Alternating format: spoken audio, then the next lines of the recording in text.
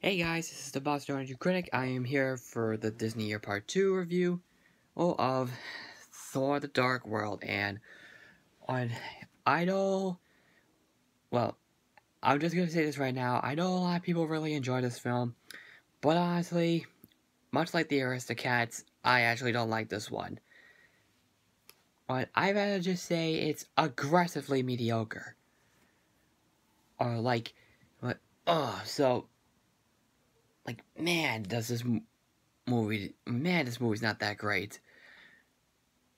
Alright, I'm not saying that I hate it, I just, well, look, let's look at the story. Alright, well, it starts off with Thor, played again by Chris Hemsworth, who's off to stop a bad guy named Curse, who wants to find the Infinity Stones. And, of course, this is basically the actual first Marvel movie to talk about the Infinity Stones. Well, it's because later on there's, of course, Thanos, who we will see later on these movies. And then we'll start getting, the villain is trying to get the Infinity Stones so that, he could probably either take it for himself or give it to Thanos. I don't know. It's a dumb movie. It's sort of a dumb film, but anyway, he goes back. When Thor goes back to Earth, and then gets Jane Foster, played again by Natalie Portman, and the other characters are like the old man and the Cat Denny's character and stuff. But in order for Thor to do some things like that, he also has to get his brother's help, played Loki, played again by Tom Hiddleston. And yes, it still takes place right after the first Avengers movie. And that's pretty much it. I gotta talk about the story. So before I talk about the really bad things about this movie, before I talk about the good things, I'm gonna talk about the really, really bad things about this movie. The story itself actually does seem fine on paper, but in terms of execution, it's nothing very good. It doesn't explain it very well. And plus, it just leaves room for some desperate comedy. Like beyond desperate comedy. The Cat Denny's character's jokes, man, are they bad. And they really feel desperate. Not quite to the point where it's an Inspector Gadget or desperate jokes, but it's really unbelievably noticeable. They just seem very forced, and they just don't feel very funny. I will admit that some jokes did work. A few of them did get a good chuckle out of me.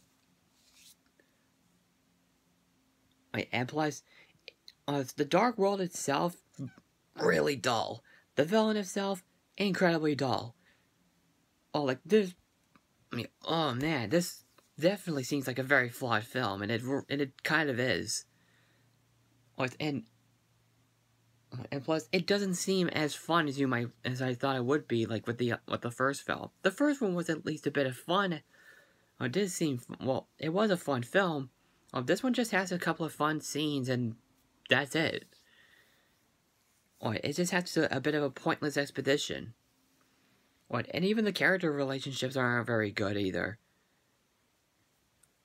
It's just pretty, confused, and it doesn't know what it's trying to do, and it doesn't feel like it's trying to tell a good story or anything.